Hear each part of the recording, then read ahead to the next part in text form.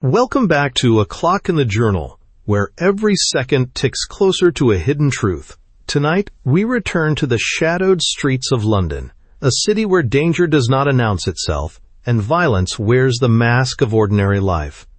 In this story by Ernest Bramah, a name is whispered rather than spoken, the Bravo of London. A figure without a face, a hand that strikes without warning, and a mystery that survives only because it is underestimated. Listen carefully, for in the quietest moments, London is at its most deadly. Part 4. Chapter 13. Nora tells the tale and Carrados supplies the music. "Here you are, sir," announced Mrs. Larch, piloting Mr. Carrados solicitously into the room and then standing off to survey, as it were, her achievement in getting him safely there with some pride. No more nasty stairs to climb up. And there is Hilda. "Uncle Max!" exclaimed Nora in her very brightest manner. "So you really have come, then?" Like many blind men of ingenious mind, Mr. Carrados prided himself on his ability to get about by himself, and to tell the truth, he was occasionally a little unceremonious in his rejection of sympathetic assistance. "Let me find my own way.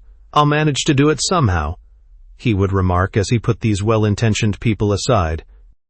"If I do knock my shins, it will teach me to remember the position of something forever." And though none of his closest friends could recall the occasion when Mr. Carrados had knocked his shins, they all might have instanced rather odd little touches of clumsiness or unaccountable lapses in his form, which had at the time seemed surprising. Inspector Beadle, whose yard record was not unaffected by their acquaintanceship in the past, had his own views of these failings. When Mr. Carrados makes a break, he had been known to say, "It's about time for some blighter to hop it." On this occasion, however, there was nothing drastic to deplore. Smiling away Mrs. Larch's proffered arm, the blind man stretched out his hands right and left, and, more than anything from a matter of habit one would judge, touched the door and wall here and there, as though to learn thereby the points of his location. Certainly he narrowly escaped a minor disaster at the telephone table which lay in his path, but with an exclamation of annoyance at the contact, a mere brush, he neatly verified its position and nature. And if this was a wily snare on the visitor's part to surprise a betraying sound from anyone who lurked, it failed signally in its object. Mrs. Larch could not restrain a little gasp of dismay when she saw what nearly happened, but Mr. Juleby and George, from their well-retired positions, the former seated, the more active man standing, were both too wide awake to betray their presence. "Well, my dear," admitted Mr. Carrados in answer to his niece's greeting, "I gathered that you might not be altogether sorry to see me, so, with a reassuring laugh, here I am." A mild amusement at the possible humors of the situation characterized his manner. "Now I'll leave you two quite alone, if you'll excuse me, Mr. Carrados," tactfully remarked Mrs. Larch, with an admonitory glance at the two figures in the background. "Being a gentleman, I can hardly expect you to understand, perhaps, but as it happens, I'm rather busy." "Oh, but I do understand," he gallantly assured her. "I get rather busy myself sometimes. You mustn't judge me merely from an idle visit. All very pleasant, no doubt. But every one of the 5 people in the room had, in the vulgar phrase, other fish to fry, and Mrs. Larch's cue was to get out of the way without delay and give them the opportunity to be at it. This she accordingly now did, closing the door with perhaps a little unnecessarily elaborate evidence of her departure, and uncle and niece were left alone together. "What a very agreeable sort of person, Nora," he blandly observed, discovering for himself a suitably placed chair and occupying it. "Made me feel that I was giving no trouble at all in calling." "Oh, yes, she is," eagerly confirmed Nora. "And it's all the more because I feel so dreadfully ashamed of the trick I've played on them here. Uncle Max, you know we really have done it." "Ah," he endorsed vaguely. "I guess that there had been something of a fiasco from your hasty note, but I could see that you wrote rather in a flurry. You know you left it all rather ambiguous. Indeed, from one thing or other, you said I half thought that you might be in some sort of—" Discreetly lowering his voice, Danger, danger, she laughed in great high spirits. What a perfectly priceless notion. No, indeed, old dear.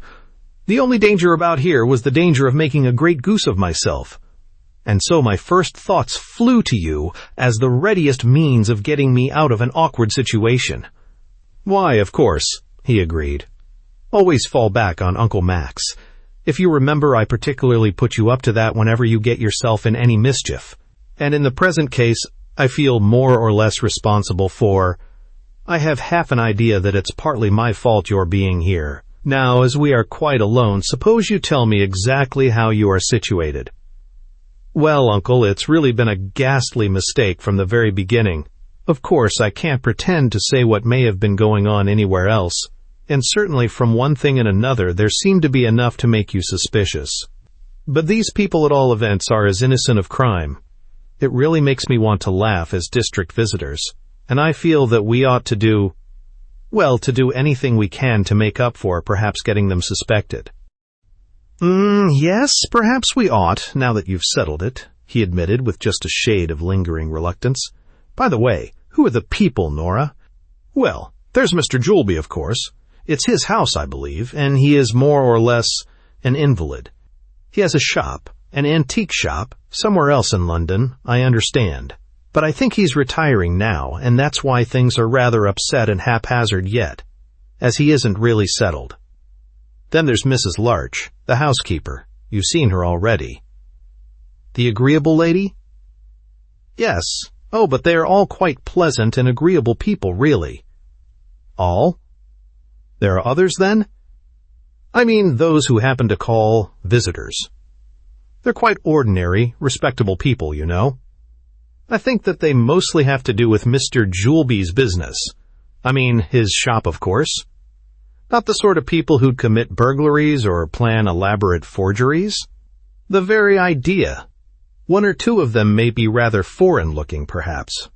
But I suppose a good many people are what one would consider eccentric characters who have to do with the antique business. Yes, I imagine so. Bohemian and all that. And the providential gentleman whose name doesn't seem to figure on the medical register, Drive Olivant. He came here, if you remember. It was unfortunate that Mr. Carrados should have recalled this. So far it had been quite plain sailing among airy generalities, but Dr. Olivant was a specific case and had to be dealt with concretely. For a moment Nora had to think. Luckily, the inspiration accorded her was on lines that admitted a certain amount of hesitancy when explaining the facts to an old-fashioned uncle. Why, yes, to be sure he did, didn't he? She admitted with careful deliberation. Well, it's rather mysterious about him until you know the circumstances. He realty has been a doctor and a specialist, and he is quite qualified to give advice, only Olivant isn't his proper name. He's been struck off the register. He's a little queer, they say, and at times forgets about what has happened. Tick. TSHK. Sad, commented Mr. Carrados sympathetically. And such an imposing presence. Yes, it does seem a pity, doesn't it? Illegal operations, you know. So, of course, it's rather a delicate subject with him. Naturally. How little we know, after all, Nora, of the tragedy that may be going on about us under the quiet prosaic surface. And as he came here, I suppose that the doctor has turned his hand to the antique business also, has he? Well, he had to do something for a living, I imagine. Of course he can't be a doctor any longer, can he? I think he helps Mr. Juleby with the shop in some way.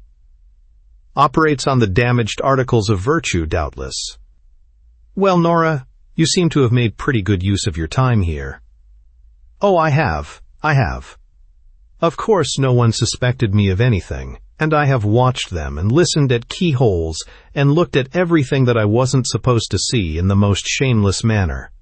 That's why I can be so positive that there's nothing at all wrong going on here. Then the only thing we can do would seem to be to get out of it as gracefully as possible. There's no point in your staying on any longer. After all, as a domestic help, I have no doubt that, without being in any way critical of your abilities, my dear, Mr. Julby can replace you without much trouble."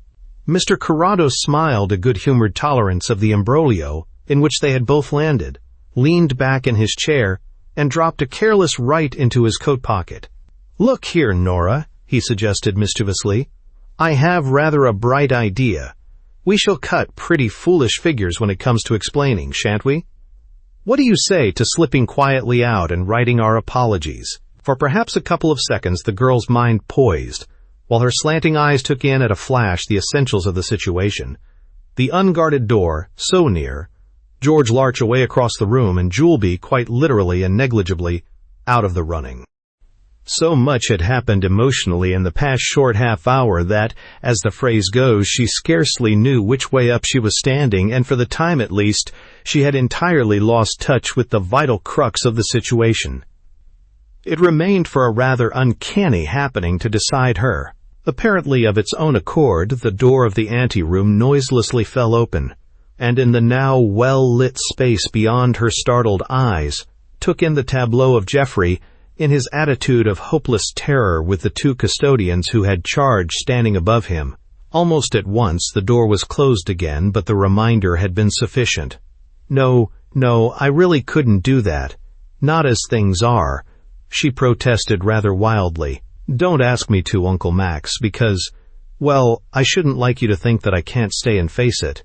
And you do understand that everything's all right here, don't you?" "Oh, bless you, yes," he replied. "All the same, I think we could carry it off. It might be the simplest in the end. I'm almost inclined." No, she insisted. "I mustn't think of it." "Don't, Uncle. Please don't. We could never... it wouldn't be right in the circumstances. It really wouldn't. Don't you see, I've bribed and persuaded their servant to let me take her place, and if I run away like that, they'll be left quite in the lurch. It isn't so easy to get anyone at a moment's notice as you may think, and they'd perhaps have to go on for days and days servantless. That's the only reason I have for staying. It really is. They're quite all right here in every way, I do assure you." "Oh, yes. It isn't that. The boot's on the other foot, in fact. I should like to think that we'd been clever enough to be on the right tack from the start, but you've quite burst that bubble. Only I wish it had gone the other way, for it's devilish awkward for me as it happens. Inspector Beadle of Scotland Yard is relying on my inquiries in this quarter, and now I shall have to call it off and admit that I was mistaken. You seem rather pleased, my dear." For Nora had given a sigh that unmistakably conveyed relief and satisfaction. "Well, it is something of an event to find Max Carrados wrong for once," she retorted, turning it off into an assumption of skittishness. "You know, Uncle Max, it was dreadful to live up to your terrible omniscience." "I'm afraid, young lady, you won't be the only one to enjoy a chuckle when I report to my professional friends," he confessed. "That's the worst of a reputation, but it has to be done. We haven't got a leg to stand on." "And you will do that," she insisted, anxious to clinch the advantage. "You will stop Scotland Yard doing anything about them here for the next 3 days, won't you? Quote, she hastened to amend as she recognized the curious significance of a time limit. It mightn't seem reasonable to ask anyone not to do anything, no matter what happened, forever. Possibly Mr. Carrados was considering it from his own way round, for he did not appear to notice anything in her stumble. "Naturally I will," he replied. "I must, or I may land myself in rather serious trouble. You see, I'm not an official in any sense, so I can't plead privilege and invoke the powers to back me. In the eyes of a jury, I should be merely an interfering amateur, and there's such a thing as defamation. Well, as you won't be persuaded to come now, when may we expect to see you back from this haunt of ancient peace?" "Oh, by about Saturday, I should think." "Ah, Saturday?" he considered. "That will be 3 days from now, won't it?" "Will it? I hadn't thought." "It will be the end of the week, you see, and Mrs. Larch fancied that by then she could find someone to take my place most likely. We must consider that as arranged, then." He looked round the room in his usual deliberate way, turning his sightless eyes, as it might seem odd to say his nose and ears, to every point of the compass. "At any rate, I'm glad to have seen you in an unusual setting, Nora. I hope your cap's becoming." Nora had played her part. There could be no doubt of its success, but now she was uncertain of what next would be required of her. Her instructions had not gone beyond convincing Carrados. Was she to let him go at this point on his assurance of putting things right with Scotland Yard, or was some further guarantee required? She shot an inquiring glance in the direction of the two silent witnesses of the curious scene, and Mr. Julby evidently decided that the moment had arrived for his own intervention. At a sign from him, George Larch noisily threw open the door of the smaller room. They never fell into the mistake of making it too hard for the blind man to follow what was supposed to be going on, and to the accompaniment of a great business with his sticks, Julby entered. "Hilda, I want you to—" he began, failing for the moment to notice the visitor who was merely standing up in the middle of the room. Who have we here?" "Oh, this is my uncle, Mr. Carrados, sir," explained Nora. "He just called to see me for a few minutes. Now he's going."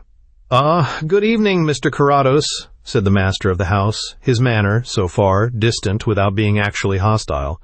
"I'm glad I happened to come up in time to see you. You doubtless know who I am, since I think you boast that you never forget a voice, and we have met once already." "What?" "Mr. Julby, the eminent authority on Greek numismatics."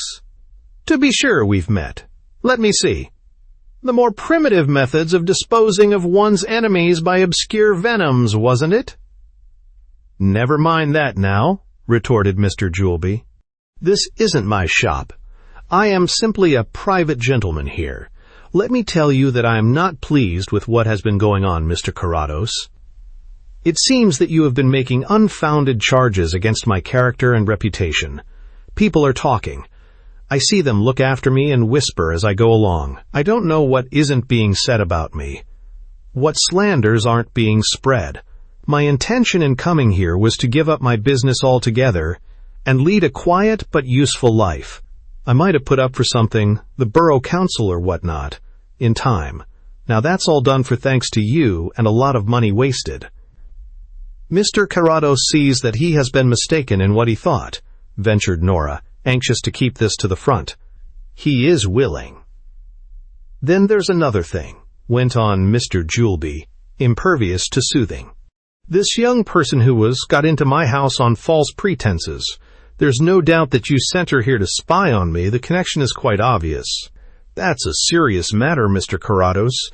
People have had to pay very large compensation for that sort of thing before now. Not that she could do any harm, simply because there is nothing discreditable to find out. But the imputation is there all the same. In fact, it's questionable if it doesn't amount legally to a conspiracy to blackmail, and the penalty for blackmail doesn't stop at damages." With one of his terrifying changes of front, he turned suddenly on Nora, breathing menace. "Come now, girl, you've had the run of the house, you know. You may as well own up to it. What have you nosed out here that's wrong, eh?" "Eh?" "Oh, nothing, Mr. Julby," she protested. "I've assured my uncle that we have been quite mistaken, and that everything here is perfectly straightforward. And so it is. Everything okay and above the board. Well. I'm quite willing to admit that a mistake has been made, Mr. Julby, and to shoulder all the blame," interposed Carrados. "I shall notify Scotland Yard through my friend Inspector Beadle that I have unfortunately been on a wrong tack and in consequence misled them. After that you will have no further trouble." "You will, eh? Well, it's about the least you can do as things are, isn't it? Especially as I am considering bringing an action for very heavy damages if I don't get satisfaction. And how am I to know that you will do as you say after all? I haven't any guarantee." "Well, really, I don't quite know what to say to that," admitted Mr. Carrados. "What do you suggest, for instance?" Mr. Julby appeared to consider deeply. "Suppose you write a letter now to Scotland Yard, admitting that you've been mistaken, and let me post it. Then there can't be any double shuffling. You say you are going to notify them, don't you? Well, if you are honest about it, you may just as well write a letter here and now and tell them. Just as you like, Mr. Julby, if that will set your mind at rest. As you say, it's the same thing in the end. Have you a sheet of paper handy?"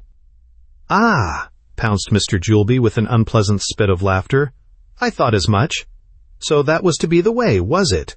on strange notepaper and written with my pen and ink, then it would not be a very hard matter to write a little differently and repudiate the whole business, if it is more convenient afterwards, eh? No, Mr. Carrados. The special tablet that you always use, and written with pencil, if you please, the same as usual." Apparently not in any way disconcerted, Mr. Carrados produced one of the small writing pads that he invariably carried. "You seem to be a very well-informed, simple private gentleman," he remarked good-naturedly as he began to comply with the injunction. "You have to be in the antique line," retorted the dealer. "Paper is often the difficulty, I understand," was the dry thrust. "Well, how will this do, Mr. Julby? Dear Inspector Beadle, not too late in the day to admit a mistake. I hope I am hastening to let you know that I was entirely at fault in my suspicions of the Julby menage." "No, I don't like that," objected the gentleman concerned. "Julby menage is too familiar when you are supposed to be doing your best to get out of the pretty mess you're in. It doesn't sound natural. Mr. Julby's household, or the establishment of J. Julby, Esquire, is more what one would expect to be written. True, perhaps I was becoming a little too colloquial. The establishment of J. Julby, Esquire. May I, by any chance, add OBE, some little distinction of that sort? No? A pity, but gross oversights were common. Well, from personal observation, I am now satisfied that nothing in the nature of what I had suspected had been going on there. Absorbed in the composition of this odd document, Mr. Carrados alternately spoke and wrote, while Mr. Julby, offering frequent helpful comment, betrayed the excited state of his mind, shuffling here and there about the room to accompaniment of the continual tapping of sticks and the slither of his crippled extremities. Indeed, to anyone less deeply engaged than the blind man appeared to be, it might have occurred that the amount of noise which this performance raised was out of all proportion with the extent of ground covered. The move was not lost on Nora, but she felt that it would be madness to intervene with an open warning that must inevitably precipitate a crisis. Even when Nickel and Wan Chao casually but very quietly appeared on the scene, she clung to a desperate hope that this did not necessarily mean a breach of faith.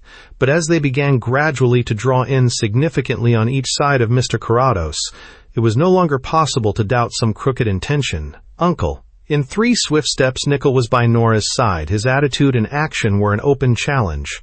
"Keep your mouth shut, or," they said as plainly as though it had been spoken. "Will you, therefore, please call off any attention which might prove embarrassing to me in that quarter," continued the writer, still blandly immersed in his task. "Now that I am leaving London for a few days." "Uncle, don't." The words half unconsciously sprang from her lips as she realized, in a flash, the possibilities that this opened up, and the risk, the fatalness indeed, of the admission. There was no chance of more. Nickel's strong hand closed instantly over her mouth while his arms held her in a grip that smothered all resistance. Wan Chao had already glided forward to add his weight, and from his sleeve there appeared a stoppered bottle and a pad that had doubtless been intended for another. Neatly, expeditiously, and without a sound that would not pass for Mr. Julby's gasps and clatter, the work was done and the unconscious girl carried away through the open door of the anteroom. Julby's twisted grin lengthened. "But my dear, I've already arranged it all," protested Carrados, at this point becoming aware of his niece's neglected interruption. "Thanks, nevertheless. It's very flattering to find that you are so appreciated on the spot, isn't it, Mr. Julby? And I wouldn't say that I'm not every bit as fond of her on my side. Between ourselves," he continued, writing a line that concluded the letter, "since our little misunderstanding is now satisfactorily cleared up, I don't mind admitting that I really came here with an absurd fancy that the child might be in some sort of danger." He chuckled, quiet appreciation. "Sounds absurd now, doesn't it? Eh, Nora? Here we are then," running a confirming finger along the words he had last written. "Now that I am leaving London for a few days and shall not see you before I go, I thought it better to put the matter straight at once by letter. There, Mr. Julby, just see if that doesn't satisfy all your scruples." Nickel had now returned, leaving Wan Chao, aided doubtless by Mrs. Larch's practical hand. to cope with any emotional outburst when Nora came round again. There remained Carrados to deal with, but even if he should be armed, 2 useful men, Larch and himself, Julby didn't count, could settle the issue of that without the possibility of mischance. He noiselessly closed and locked the door of the anteroom as he came back to secure the next few minutes from the chance of disturbing interruption. In all good faith, Julby accepted the sheet and half turned away to get a better light, so as to make sure that this shifty fellow Carrados had been playing no tricks with the composition. How it happened he never knew, and the other 2 could not quite see as they were close upon the cripple and behind. But in the second that his attention was directed to the paper, something undoubtedly caused Mr. Julby to stumble back, and he floundered into the arms, and incidentally upon the toes, of his fellow conspirators. That was the moment chosen for the room to be blacked completely out, and Mr. Carrados's dry chuckle from the neighborhood of the door, the general door, made it comparatively obvious to connect him with the phenomenon. He had not attempted to escape. He had simply snapped the light off, locked the second door, and was now apparently enjoying the effect of his maneuver. Exactly what that move implied did not at first convey itself to any of the trio. "What the hell's happened?" shouted Nickel, the first to find his voice because he was the least involved in the gymnastics. "Do either of you know?" "Stop him, you fools. Don't talk," rasped out the more discerning Julby. "You know I can't get along. After him, can't you?" "Blast that table," was Larch's hearty contribution, and the sound of the impact that had immediately preceded the remark indicated his precise condition. "That will do nicely," came Mr. Carrados's unruffled voice across the darkness. "Please all remain exactly where you are, or 2 of your heads may get in line, and I don't want to shoot more of you than need be." "Has he gone mad?" whispered George in genuine bewilderment. "He seemed all right up to now." "He is still all right, thank you, Mr. Larch." There was a smile yet in the voice, but the tone was no longer that of the conciliatory Mr. Carrados at the table. "Possibly it was the initial jockeying for position that may have misled you. You will surely recognize that it was necessary for me to finesse Miss Melhuish out of the room before we got on to the shooting." "Shoot and be damned, you scug," exploded Nickel. "As soon as we can see, by God, you'll squeal for this pretty loudly." "Doubtless," was the smooth reply, "as soon as you can see. But the point of the situation, Mr. Nickel, is that you can't see, and as I am a trained dead shot by sound, it would almost seem as though it might be I who could enforce the squealing." "He has us there," admitted George Larch. "By golly, has he?" The scraping of a match against its box side followed. 2 spurts of light whipped into the black, one upwards from the match, the other across from the door. The match at once went out, and Nickel only just saved himself from screaming. "Damnation!" he yelled, spinning round. "He shot the box out of my hand!" "Quite a safe mark. It was such an explicit sound," said Mr. Carrados reassuringly. "I was rather afraid that you might strike the match on your trouser seat. That would have been unfortunate, wouldn't it?" It fell to Mr. Julby to break the silence that hung rather heavily over the room after this demonstration. "Mr. Carrados, I don't pretend to understand what grievance you think you have, but if you will kindly turn on the light again, we can all discuss it amicably and no doubt afford you complete satisfaction." "Mr. Julby," replied Carrados, determined to be no less civil, "whatever grievance I may think I have, we can discuss equally well in the dark. And all my arguments are capable of being put even more forcibly in those conditions." "But there must be some mistake," pleaded George Larch, still hopeful.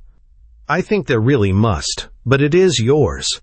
My dear sirs, did you actually imagine that one could not follow every clumsy move you made, with Julby's low comedy tramp and the other 2 stealing in like a couple of hired assassins in a penny gaff melodrama?" "All this is quite unknown to me," protested the deeply hurt Julby, "but not quite to me. Why, our good friend Larch wears an old family watch that has a voice like an alarum clock to my ears. You, Nickel, use something for your hair that would serve a drag hunt. You son of a bitch! We'll get you yet," snapped Nickel. Of the three, he appeared to feel the reverse the most. To him, under Carrados's caustic tongue, it was a personal humiliation. Larch was ingenuously amazed, while Juleby to Juleby, wrapped in an imperforable armor of fatalistic certitude, it could be nothing but a passing trial. "Ah," replied Mr. Carrados with his unquenchable aplomb, "I have often wondered where I got my nose from." "Be quiet, Nickel," directed his chief. "What's the use of foolishness like calling a gentleman bad names, when he can gun you in the dark and you're no good even at striking matches? But Mr. Carrados will no doubt remember that whatever happens here somewhere else we hold 2 hostages." "Mr. Carrados will," he assented, "and Mr. Juleby will have no chance of forgetting that in this room I hold 3. Short of shooting us all in cold blood. How's that going to help you, Mr. Carrados?" asked Larch, coming down to the commonplace of the situation. "It looks like stalemate to me, and the sensible thing would be to make it a draw and all call off in good order. As things are, what do you think you can do, sir?" "To be quite candid, Mr. Larch, so far I haven't given it a thought. But to a man of resource, there's always something. If you happen to be a theatre-goer yourself, no doubt you've seen a number of ingenious tricks brought off in what I believe are called crook plays. The trouble is that one can seldom remember a suitable dodge just when it's wanted. Now there's wireless. Any amount of plots turn on that. But how on earth am I to use wireless? If only you happen to have a telephone about the room, I might manage to call up reinforcements." "And do you think that we'd be mugs enough to let you?" contemptuously came from Nickel. "Oh, I don't know. You might not. Or, on the other hand, you might. You might be interested in hearing what I should send. At any rate, I don't mind telling you in advance, and you can say what you think about it. Something, let me see, like this. Yes, exchange. Quite right. But, one moment, this is special and urgent. I want to get through to Scotland Yard, Victoria 7000. But I can't wait for the connection because it's a matter of life and death. Ask Inspector Bedell there to send flying squad to Max Carrados in immediate danger at source of this message. Yes, Beedel and Carrados. You've got that quite all right? Thank you." "You bloody fools!" shrieked Nickel, stung by a sudden dreadful inspiration. "We've let him phone. He has got through." In a transport of infuriation, his hand went to his hip, and the telephone stand crashed to the floor under the impact of his erratic bullet. Another shot, and Nickel's automatic followed his matchbox. It only needed that sensational touch to convince the young lady at the exchange that she was in the thick of the real thing, remarked Mr. Carrados. "Thank you, Nickel. I might have overlooked it. Now we can all close our eyes and open our mouths and see what the yard will send us." "Well, that about puts the lid on," summed up George Larch philosophically. "It's all UP this journey." "Not quite, I think," ventured a sad, unconcerned voice, and before Carrados could move, the dramatic opening of the door barred all chance of interference indeed. The light blazed on again, and Wan Chow was revealed standing apathetically before them. "I happen to have met Mr. Carrados in the past, and knowing how clever a gentleman he is, I took the precaution of cutting the wires as soon as I guessed that he was likely to be busy. Always best with a gentleman so brainful. He got nothing through to anywhere." "The hell! And how the blazes did you get here?" He locked the door. "Little tool," explained Wan Chow, modestly displaying a delicate implement from his inexhaustible sleeve. "Turnkeys from other side. Always carry. Very useful." "This from the downtrodden brother!" bitterly exclaimed Mr. Carrados, throwing away his pistol and folding his useless arms. "Trick and game to you, Mr. Juleby." True, he might still have put up a hopeless fight, but it had been a battle of wits throughout, and psychologically he was beaten. "And this to remember me by, you swine!" The blind man went down at the blow, a vicious smashing right, delivered with all the pent-up spleen of a practiced boxer, and remained down unstirring. Nickel, in one of his uglier moods, considered that he had settled that reckoning. Chapter 14, A Signal of Distress into the Unknown. IT was Saturday morning, the morning of the day when, according to sundry remarks, 2 things were going to happen. Valet had promised that by that date he would be prepared to bring off their wholesale raid of the Tapsfield banknote paper, and Nora Melhuish had given Mr. Carrados to understand that on Saturday she would be ready to quit Mr. Julby's house and service. Of the two contracts, the first seemed immeasurably the more likely to be met, for while Valet was freely at large to mature his plans, Daybreak found, or would have done if it could have penetrated 6 feet of earth and several courses of brick and mortar, Nora asleep on a long stone slab, which was the chief feature of a cellar that was unpleasantly suggestive of a prison cell, or even at a pinch a dungeon. Mr. Carrados himself was there also, only he happened to be awake, the sleeping accommodation not being of the class to entice a man of slightly luxurious tastes to somnolence. Nora slept as a young animal will, without any particular regard to which way up she was or what she lay on. No matter how much Mr. Carrados might look around, there was very little to see, and he had long since investigated every loophole. Of these there was quite literally one, a grated opening, 6 inches square, above the door, possibly not without its use to ventilate the cellar, but almost negligible as a source of light, since it gave upon a scarcely less dark passage. The only real illuminant had been one candle at a time from the pair that they had found burning when they came to themselves and discovered their plight.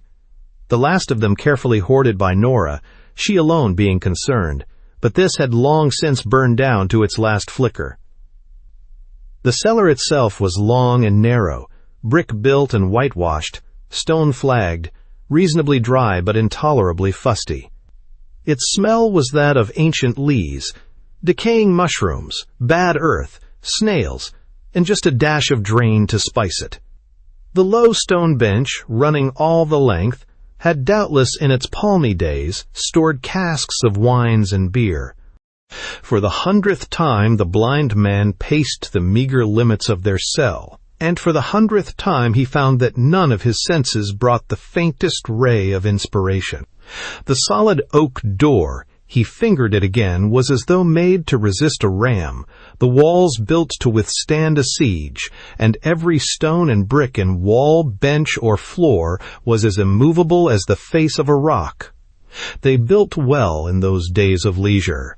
The fittings of the door were in keeping with its timber, massive and bolted through, and doubly fixed by rust and long disusage. Under his hand a stubborn latch sprung noisily. On the bench Nora turned in her sleep, half rose with a sudden cry, and at once began to pour out a wild string of protestation. "I tell you it's all right. The people here are absolutely straightforward and honest. They are. They are. You mustn't think, because the man is like a loathsome creature. Don't you hear, Uncle Max? I swear it's quite all right, and Geoffrey isn't here, only if you don't. Oh, that filthy dream again. Nightmares are bad enough, but when it comes to night toads..." Uncle Max walked unerringly to where she was, sat down and put a firm arm protectively about her. There, he said, as simply as though she had been a child of 9. "I'm here with you, little woman. This place certainly is enough to give anyone dreams about reptiles. Not that there are any here, as a matter of fact," he hastened to assure her. "But you're awake now, and all right, my dear." "I'm awake," she said, making some attempt to shake her hair straight, "but I don't know so much about the all right. Have they brought us any water yet? Gosh, but I know now what it feels like to be marooned in the great desert." "Not yet," he replied, trying to make his voice sound cheerful without being too sanguine. "It must still be pretty early. It may be early for today, but it's jolly late for yesterday, and they didn't bring us any all day, nor the night before, or the year before it may have been. I'm losing count of time here. Any food?" His arm tightened on her shoulder in compassionate pressure. There was no need to say it. "Oh, well, I don't suppose that I could eat any now if there had been. My throat must be like a roll of emery paper." Suddenly she discovered by the feel that she had been covered with 2 rugs as she slept, and she turned on him with a show of affectionate indignation. "Look here, Uncle Max, cheating again. It isn't fair spreading your rug over me when I'm asleep, and I won't have it. You know you promised." "I found that I didn't need one," protested Carrados. I only had to think of that infernal chink putting it across me, and I went beautifully warm all over. You poor old dear. It does annoy you to be had, doesn't it? It does indeed, and when it involves me and letting someone else be had as well, it's positively vexing. Don't worry, darling. It isn't you who've let me in, but me you. If I hadn't been so large-headed with that fantastic slavey idea of mine, you wouldn't have been here. I don't know, Nora, he speculated. I should probably have got myself in somehow simply for the fun of seeing if I couldn't get out again. Oh, the fun, is it? She queried. Had you been having many quiet chuckles to yourself before I woke up then? I could do with an occasional laugh myself to keep my throat from congealing. So far, I must admit, the humors of the situation haven't been conspicuous. For all practical purposes, we are exactly where we were when we found ourselves here on Wednesday night. Except for being a day's march nearer home, I suppose you mean? A day? Wednesday night? It seems years. What exact day is it, as a matter of fact, if you happen to have been counting? Saturday to Saturday morning early. About 6 o'clock, I should reckon. It's easy enough to keep count of the time, but I'd give something considerable to know just where we are in the matter of location. You're sure you don't recognize anything about this place? Long, narrow cell, that thundering door, the grid over it? They never let me explore, don't you fear. I hadn't an earthly. But why shouldn't it be just a cellar under Julby's house? I should think that the most likely. It may be, very probably it is. It conforms to the period and the general feel of the place, but so might thousands of others. You see, we were both unconscious for quite a time, and we may have been carted anywhere. A cellar under the house is the most reasonable assumption, but there's just the element of doubt. That's the rub. We can't be certain. Does it matter where we are? We're here right enough. It only matters if we can get a message out. Then, under some circumstances, depending on what form our medium took, it might be vital. Get a message out? She fastened hopefully on the faint omen of the phrase. Any chance of it? Well, frankly, I don't see a glimmer. However much we may dislike this cellar, one has to admit that with all its faults, it certainly is not jerry-built. It doesn't seem to have the semblance of a weak spot throughout, and they haven't left us the faintest substitute for a tool in any shape or form. Did they take even your penknife? Even my penknife! Good heavens, child. They took my braces and sock suspenders. What a pity young ladies don't wear corsets nowadays. I'm sure Mr. Larch would have been too delicate to remove them. I suppose you don't happen to have metal parts about any of your fittings, Nora? Nothing at all but artificial silk and elastic, I'm afraid. Not even a hairpin. Uncle Max, don't mind telling me now. Does that mean it's pretty hopeless? Oh, Lord bless you, no, he replied, with a jerk into cheerfulness that was rather too debonair to be convincing. It's never hopeless in this life so long as you keep on hoping, suggested Nora tartly. That's a very bright thought for the day, old dear, but somehow it would appeal to one more from the wayside pulpit than dwelt on in this putrid hole. And, oh my God, I am vilely thirsty. I know now what it feels like to be shipwrecked on a raft, 2 days after the last drop of water has been served out. Have you tried gnawing a bone button? I don't find it much good myself, but I have known people who think there's something in it. I did that yesterday. I was wildly hungry then, but there isn't much solid nourishment to be found in a bone button, Uncle. Nor illusion of a bubbling fountain. No, paradoxically enough, the button stunt is a washout. But I'm ready to sell my immortal soul for 2 gallons of ditch water at this moment. Child, it's only my idea of fun, Uncle. I must do something to keep my spirits up. Even to talk about a long drink may be slightly refreshing. It should at least make one's mouth water, only I suppose the apparatus is out of order. If ever I get out of here, I shall go to see the Niagara Falls. They ought to be well worth watching. This won't do, thought Max Carrados. She will wear her resistance out. All this, water, everywhere. Business is the very worst. It was not easy to find a subject strong enough to distract her from the other, and he had to come down to one that was equally painful if less dangerous. What you told me about Jeffrey is very puzzling. Puzzling. The feeling in her tone left no doubt that he had found the subject. Appalling as well, of course, but I was only referring to one side of the queer proceedings.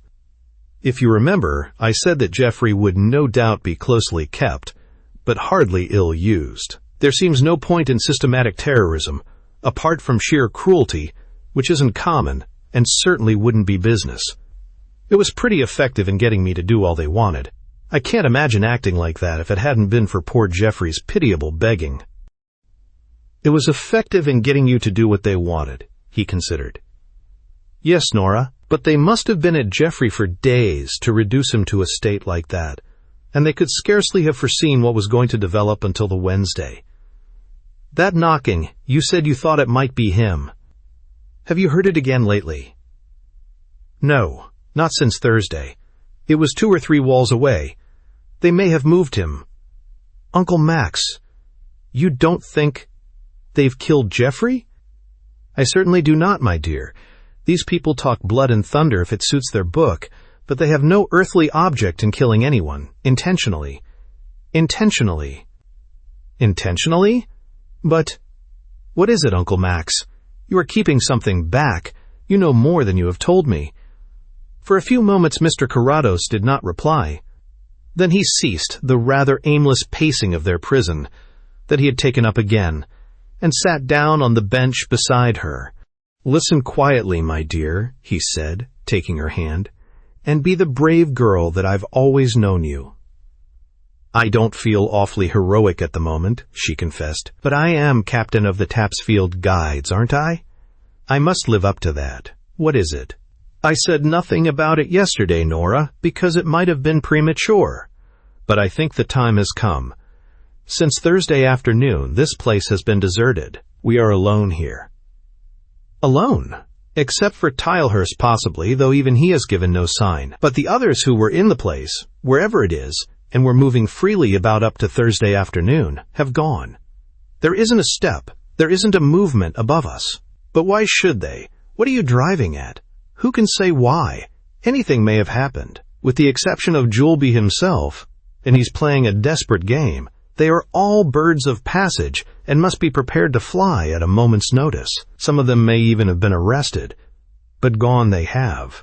He said they must have 3 days, Grace. Today, Saturday, is the 3rd. Can they have?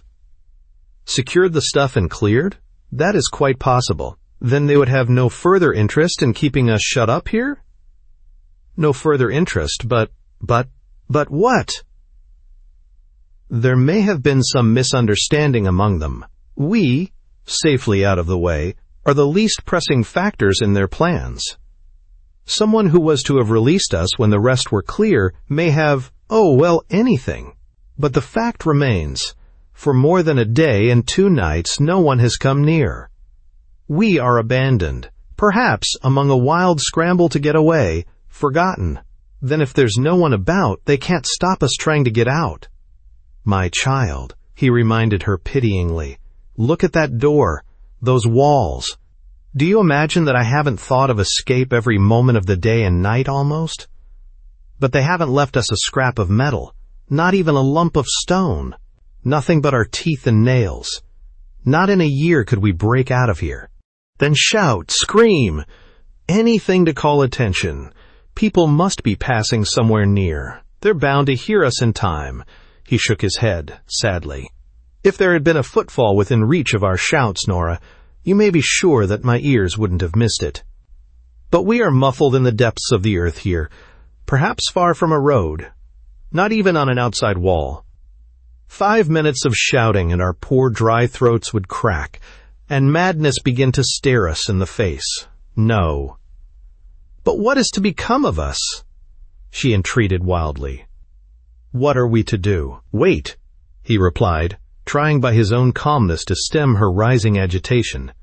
Wait with all the patience we can muster and reserve every ounce of strength. We may need it. That is why I have told you now, to prepare you for the trial. Sooner or later the search must begin. In our absence, suspicion will be raised. Why should it? I had left a good excuse at home for being away, and in that letter you said that you were going. I know I did. It was the final touch to make Julby think he was safe, though the countermine misfired. But my secretary will realize that I had made no preparations of the sort. I had appointments fixed for every day, and Parkinson will not be satisfied. They will, but it may be days or weeks. Uncle, we can't stay here. I won't. We'd starve to death. We'd die of thirst. Nora, he coaxed. I must have water, she insisted, growing more frantic as an understanding of the full horror of their situation sapped away her natural courage. I can't die here of thirst. It's terrible. It's getting worse and worse. My dear, he pleaded. I don't care if I do go mad. I mayn't know what it's like then, but I'm not going to wait here until I die of thirst. And I can feel that I am doing. My tongue's all thick and choky, and my throat feels closing up. She broke from him and sprang to her feet. If you won't do anything, I will. I'll make someone hear me. Carrados had not the heart to restrain her by force, and no other form of argument would apparently have any chance of success. At all events, when she had worn herself out, there might be some hope for the return of reason. Meanwhile, she had flung herself against the impregnable door and was beating on it furiously with her bare hands, in turn commanding, threatening, pleading, until her poor, frayed voice was past any further effort. Open the door! Open it, do you hear? I won't be smothered here. I won't die like a rat. Mrs. Larch, One Chow, Mr. Nickel, Julby. Julby, you toad, you beast, you swine, come and let us out, or you'll damned well hang for it. I'm going to... Yes, I've written an account accusing you of murder, and I've hid it, where you can't find it, but someone else will, and they're sure to hang you. There was no answer from the echoing space outside. She bent down, tore off a shoe, and began to hammer furiously on and about the door with it. Damn and blast you all. Hiding round there and laughing at us, aren't you? When we do get out, you'll pay for this. We'll kill the lot of you sooner or later. See if we don't, you yellow mongrels. No, I don't really mean that. If only you'll come now, we'll give you £1,000, 2,000, 5,000 pounds, and get you all let off whatever you've done. Oh, please, please, Mr. Julby? The mood ran out, her voice trailed off, and she turned away from the door baffled and broken. There, I've knocked the heel off my shoe and done no good at all. It's hopeless. I knew it all along. It was that strung me out. Just hopeless. But Max Carrados had risen from the bench as Nora sank down there in utter despair, and was running his hands up and down the wall against the doorpost, where some of her wild blows had fallen. He fixed on a spot and tried it several times with bare knuckles. I thought it sounded curiously, he speculated. Not so hopeless, perhaps, my girl, as it happens. Egad, there may have been a divinity that shaped your ends, your pedal end, when you went off in the tantrums. Anyhow, you struck the 1 inch that may... Well, it mayn't, after all, so don't think too much about it. There was small need to tell her that. Huddled up in a corner on the bench, Nora was taking no interest at all in what went on. Reaction, after the hysterical burst that had given her energy to lash out, was exacting the usual payment. Oh, for a tool, a little bit of a thing of any sort. He continued desperately, as he again fell to tapping the spot time after time to confirm the blessed suspicion. And then the thought, the flash of inspiration. Nora, that heel. They never reckoned on that. It should be like a rasp. Come, my dear, buck up and do your bit. What did you do with it? Somewhere on the floor, she replied, just stirred enough by the vigor of his mood to understand, but without energy to bear any share in whatever it was that was going. What's the use of a heel, these walls? He found the heel readily enough without her help, and, as he had expected, it was bristling with pointed ends of nails. In its way, quite a useful file for working on a suitable material. Up the wall, where the doorpost stood, ran a couple of inches or so of plaster between the brick and wood.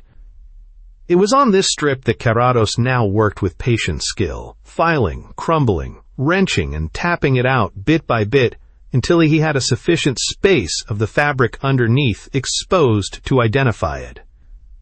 It was a lath as he had hoped, and once he had bared an end, it was an easy enough matter to break out a piece and reach what he had been seeking. "Wake up, Nora, my girl," he called across, trying to keep the exultation out of his voice until the thing was sure. "I think you've done the trick. It was a pipe you struck." "I don't want a pipe," she muttered supinely. "I don't even want a cigarette. I'm just done and finished." "Oh, no, you're not," he assured her, going over and pulling her up. "Not by several long chalks this journey. Come, you have a say in this. It's a lead pipe, and with our little friend here I can be into that pipe within a few jiffies. But I thought there was a catch somewhere," she mumbled. "I don't," he declared. "But there is just the possibility that there may be. A lead pipe ought to mean water, but in these old places one can never be quite sure. They used all sorts of stuff for anything, so it may be the gas. What do you say?" "Say? How?" "If there's water in the pipe, we get it. If there's gas, it gets us." "A good job, too," she replied. "One way or the other." "So be it. It's quite a level chance. In fact, it's good odds in our favor." For the next few minutes, there was nothing to be heard but the soft, regular abrasion of the metal. Then he dropped the heel with an exclamation. "Our trick this time, Mr. Juleby, I think. Water. Nora, you're hanky." That brought her up quickly enough, and the next moment she was squeezing the saturated cambric into her mouth and fancying that the tepid, insipid stuff, it must have been in the pipe for days and nights, was the most delicious nectar she had ever tasted. "More." "Nice stuff, water, eh, Nora?" he remarked, complying. "Why don't you file it away a lot?" she demanded, pointing to the slight incision he had made. "I want to wallow in it galore. No need for us to drown ourselves out. This is direct from the main, and we might have some trouble in stopping whatever we set going. If we make a big hole and the door fits tight, you can calculate how soon in a little place like this. Go on. What are you waiting for? I want more and more. Gallons, buckets." He had been soaking his own handkerchief for the second time, alternating his turn with hers, when all at once he broke off and fell into an attitude of poignant attention. A finger of one hand closed the newly made leak. Those of the other rested on the pipe lower down, as delicately perceptive as the antennae of a butterfly, so significant of alertness that one might have said they were listening. "Wait, wait," he cautioned without relaxing his poise. "There's something going on here, some movement on the pipe. Somewhere somebody else is in communication with it. Who? Where?" "I know," exclaimed Nora with a sudden light. "It's because of the water famine. They did it at Tapsfield. They do it all over the shop. Someone goes round listening at those little trapdoor affairs in the road to catch you wasting any." Just about a week before she had used the selfsame words to warn Miss Tilehurst of the risk, and now in all unconsciousness she repeated herself exactly. "It is.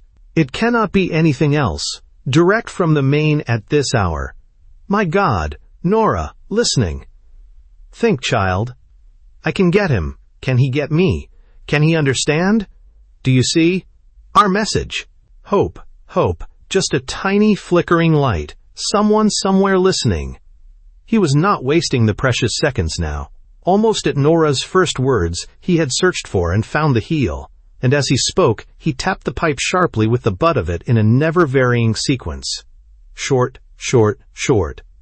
Long, long, long, long, short, short, short. Time after time repeated. "What is it you do?" she asked in a half-awed whisper. "What are you sending?" "SOS, SOS, SOS." He explained, rather absently, under the intense concentration of listening, touching, feeling for a movement in reply. "Can he hear me? Will he understand?" The seconds passed and nothing came. After all, was it likely? Has he gone? Was it just the last movement that I heard? Or was he only adjusting, ran his thoughts as he never ceased the tapping? At any rate, Nora, my dear, this time aloud, the next minute will probably settle our business for good or bad. If you ever prayed in your life before, pray for an answer now, child. Chapter 15. The Man at the Other End. Whenever a house in Maplewood Avenue came on the market, a not infrequent occurrence in point of fact, the house agents were wont to dwell on the rural and secluded amenities of the neighborhood, rather than draw attention to the architectural, domestic, or social attractions of the property, wisely, no doubt, since the one could be convincingly adduced, whereas a tolerant, if not absolutely apologetic course was desirable when skillfully leading a client on past a too detailed examination of the others. Certainly at 6 o'clock in the morning the avenue wore as tranquil an air of detachment from a city's bustle as could be found within the 10 miles radius. It was yet too early for dust carts, milkmen, road sweepers, and other kindred sleep disturbers to be about, while the intrusions of the official custodians of the law were, if leisurely in point of motion, in all other respects comparable to the proverbial angels' visits. Such was the appearance Maplewood Avenue presented to the couple who turned into it, in pursuance of their rather mysterious ends, on the morning of the Saturday that was to be the climax of at least 2 adventurous enterprises. At that moment, the only sign of life, other than vegetable, that the avenue presented was a large Persian cat, seated beneath a sycamore, and a full-throated bird, pouring out its string of melody from the precise apex of the tree, exactly above the spot where the cat was sitting. "Now there ought to be a trap somewhere just about here," said the senior of the 2 intruders, when in due course their progress along the road had brought them to a part somewhere about midway along the thoroughfare. A substantially built, no longer young, level-headed-looking workman of the capable, if mildly pragmatic type, his status was sartorially proclaimed, for in addition to wearing the chaste blue uniform provided by the Metropolitan Water Board, his official cap was embellished with the word Inspector, clearly rather than aesthetically displayed within a neat oval. His underling, a mere youth who just escaped the category of hobbledehoy by virtue of a couple of months' mild discipline, did not appear to let his superior's rank and authority overawe him. On this not unattractive early morning round, at least, his usual title of respect was Uncle or Dad, with an occasional lapse into an even freer style if the occasion seemed to permit it. The inspector received it all in the best of parts, as became a man who was prepared to give and take, with the full assurance that if the need arose he could assert the dignity of his badge in a perfectly conclusive fashion. Both carried an implement of their craft, that of the inspector being a listening rod, outwardly nothing more than a serviceable walking stick with an overgrown head, while his underling had a sinister-looking tool that combined the unpleasanter qualities of a small harpoon and a native spear. Actually, its industrial use was to impale and open trap-doors, but it bore little suggestion of this specific function. "It must be somewhere just about here," reiterated the inspector argumentatively. "See anything of it, Horace?" "Not a trace," replied Horace, alternating his interest between the bird and the cat in a speculation as to which would afford the better cockshy. "Reckon they must have tar-sprayed and gritted it over, same as we found that one in Badger Lane. Meow, meow." "Well, dash my knob if the cat isn't sitting right atop it," exclaimed his chief, now that his attention was turned in that direction. "Puss, puss, come along, Thomas, we'll trouble you for that spot for a couple of minutes." Whereupon the Persian, rightly concluding that in the circumstances it was no use waiting any longer for the thrush to fall straight into its mouth, got up and walked away in a decidedly cutting manner. "Keeping the place warm for us," grinned Horace. "Picking it out to be cool for itself, more likely. They're funny in their ways, you might perhaps think, but they have their own ideas," moralized the inspector. "Now I suppose you never take any particular notice of cats, Horace?" "Can't say as I do, except now and then to have a wang at one. Sometimes I wonder what you do take any notice of, except the whistle and short skirts," speculated his superior. "But no doubt ideas are germinating." "I follow Chelsea," maintained Horace. "Well, I should say that's harmless. But speaking of cats, there's a good deal to be learned about women from them, Horace. Not in a spiteful sense, mind you, but they're very alike in many ways, cats and women. You let some of them hear you say that, and they'd scratch your eyes out. "That being a case to wit," pointed out the inspector. "But it doesn't follow. It all depends, not on the woman as you might think, but on the chap and his manner of putting it. Now, if you made such an observation, Horace, no doubt, as you say, you'd carry away traces of it. But if it was done diplomatic, same as you would, for instance?" "Approximately," admitted the inspector modestly. "At any rate, I've known very few who wouldn't admit between ourselves that most others had a fair streak of the feline." "I'm sure," sniggered Horace. "Regular old Don John you must have been in your time, I reckon, Uncle." "It's not that at all," protested the inspector earnestly. "Don't go away with an erroneous impression of that sort, Horace, or I shall be sorry I allowed you to talk of your own affairs so freely. I regard the subject from a scientific, you might almost say Darwinian, standpoint. Now, there's no particular hurry, lad. It's no one's time between now and 7. Now, to give you an instance, when I was about your age, we had a farm, and one Michaelmas we left it and moved away to another, a dozen or 15 miles off, that the old man had taken. Of course, all the stock went by road, and the house cat, a Jenny it was put into a basket and driven in the trap, along with 1 or 2 particular things, and the women. No doubt its feet were buttered as soon as it was let out, but the next morning it was gone, and sure enough it turned up again.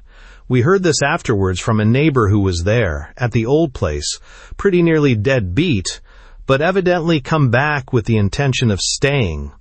Well, this is the point, Horace. That cat was seen to look into every room in the house, and when it understood that they were all empty and no one living there, dash my knob if it didn't turn round and disappear again, and the next day after that it was back at the new place and stayed on there quite content forever. Do you get anything from that, Horace? Everyone knows that cats can find their way back when they've never seen the road. An aunt of mine. You've missed the point, my lad, but I didn't expect any better. Pigeons will do as much, for hundreds of miles if it comes to that, but there's nothing to be learnt, nothing, that is to say, on the human plane, from the behavior of pigeons. Well, what about getting on with it now? This is the last road of the round, and then we may as well drop down into the high street and get a snack to carry us on till breakfast. I know a place not so far off where they make coffee of coffee and not chicory and ground peas." "Suit me all right," assented Horace. "As a matter of fact, my internals have been complaining out loud for the past half hour. Reckon they thought that me throat must have got cut or something." The inspector had taken up a position of ease, leaning against the sycamore from which the thrush had lately sung, while he proceeded to write up his report book. At this avowal, he looked across at his subordinate meditatively. "It's symptomatic how most young fellows always seem to be thinking about their stomachs nowadays, if you come to notice it, Horace," he remarked confidentially. "They don't seem to have any what you might call reserve of endurance somehow. Did I ever happen to tell you how me and another signaller were cut off in a tower outside a little place called Binchy for the best part of a week, and all the time we only had—" "You did, and that," replied the unimpressed Horace. "You told me at full length the first day I came on this job, and you've referred to it now and then since at stated intervals. Don't gloat so much on that there war, Father William, and the deeds that saved the empire. It's over and done with, and we're never going to have another. Not so long as it rests with me, anyhow." For a moment the inspector seemed to be in doubt whether the point had not been reached, when it was desirable for him to explain to Horace the precise obligations of their respective positions. He put the temptation aside on the reflection that there is generally more than one way of attaining an objective. With the butt end of an admonitory pencil, he indicated the unopened trap. "Well, for the love of Moses, get on with your job, boy," he directed severely. "I don't want to be kept messin' about round here all morning." That was the chap all over, thought Horace bitterly, as he spiked open the lid and, dropping the business end of his harpoon onto the connection inside, applied his ear to the handle. Talk about his own blinking affairs for half an hour, and then suddenly turn blinking well round and fat lot of good, expecting anything to be worthwhile in a blinking shop where— "Come, Horace," said the inspector, leisurely elastic banding his book and putting it away. You aren't supposed to be fishing down that hole, you know. Is it okay there? Nowhere in sight of it, if you ask me, replied Horace, diffusing an atmosphere of gloomy satisfaction. There's something going on somewhere here that's beyond me. Said the inspector, either with or without a special meaning. That's queer. Yes, it's air. What do you mean, queer? Well, the inspector was satisfied now that he had restored correct relations and was mildly satirical. I was only thinking that it must be queer, lad, if it's something past your comprehension. What's this miracle like? Better have a squint yourself, suggested Horace, withdrawing his implement and resigning the position. Listening posts are more in your line by all accounts, Inspector. Still smiling inwardly, the inspector stepped across, and dropping the end of his rod into the cavity, bent down and applied an ear to the bowl-shaped amplifier. Presently he twisted his head round a fraction so as to include Horace in his view, and by a return to ordinary conversational terms indicated tactfully that so far as he was concerned, their little difference might be regarded as settled. It's a rummy thing that we should have been speaking of signaling just now, he remarked tentatively. If such a thing was credible, I should have said that someone was talking Morse along the pipe at this very moment. Oh, replied Horace, leaning against the tree in turn and languidly rolling a cigarette, doubtless equally prepared to let bygones go by, but, as the aggrieved subordinate, inclined to be more guarded. And does he happen to be saying? Nothing that you might call coherent, just the same word all the time. Sauce, sauce, sauce, over and over again, if I understand it right. Half a minute, though. That, sauce, stands for something, surely? Yes, it does. Sausages. And very nice, too, for breakfast. TCHK. TCHK. Can't you never leave off thinking of food even in your sleep? Horace? Still going on. Sauce, sauce, sauce. Why, of course. Where are your wits, lad? It isn't SOS at all. It's SOS, signal of distress a sinking ship sends out. Now whatever. Why, of course, contributed Horace, refusing to be impressed. The Clacton bell must have drifted in somehow, and now she can't neither reverse nor turn round in the supply pipe. Why ever didn't you think of that at first, uncle? But the inspector was not to be put off by the cheap witticism of irreverent youth. He had not lived for 50 years and gone all through the war without discovering that very queer things do occasionally turn up in real life. For a moment he thoughtfully balanced a spanner undecidedly in his free hand. Then, kneeling on the pavement, he struck the metal connection below half a dozen times in measured succession. What's the game? What does that mean? Demanded Horace, intrigued into drawing nearer and looking on in spite of his blasé bearing. Are you? Code. Who are you? Explained the other, returning to the listening attitude again. Now we shall see where we're getting. Seems to me this isn't MWB routine at all, suggested the flippant observer. You must have got through to the picture house this time, Dad, snatched from death's jaws in 7 snatches. He stopped short at that, for the inspector's right hand had suddenly shot out in a compelling gesture of warning and repression. Get this down, lad, he said, with a note of sharp authority that admitted no discussion. You have a bit of paper and a pencil, haven't you? CARR. Righto, was the brisk assent, as the boy discovered a news sheet and a stub of pencil in his pocket, and folded the paper to afford a white space of margin. CARR. Carry on, Sergeant. AOS. Carrados. Why, that's the name of the bloke. He turned the page in an excited search for a heading. There's something here about a mystery of his movements. You don't mean to say... Shut it, you pup, snapped the inspector fiercely. Can't you attend 2 minutes? Here, take it. TRAPPED PHONE NEAREST POLICERE LEASEURGENT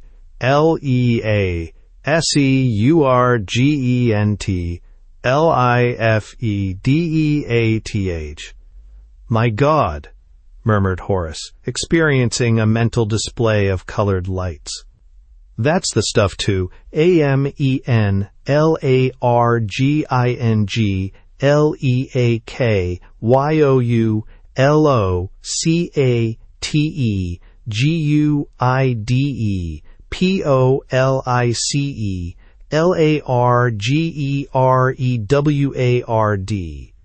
Phew, whistled Horace softly, drawing in his breath with an ecstatic foretaste of this shower of gain and glory. Large reward. Is that all, Inspector? He concluded meekly. ACKNOWLEDGEIFGOT. You needn't put that last bit in the message. You know how to telephone, don't you, Horace? Course I do. I was in the yard office before I came on here. And you don't need a number for police. That's all right, lad. Slip down into the high street as quick as you can cut, and put that through from the nearest kiosk. Here's a couple of pennies. Don't need 'em for police. Take them all the same. You never know, and we're running no risks. In fact, you'd better have a few more to be on the safe side.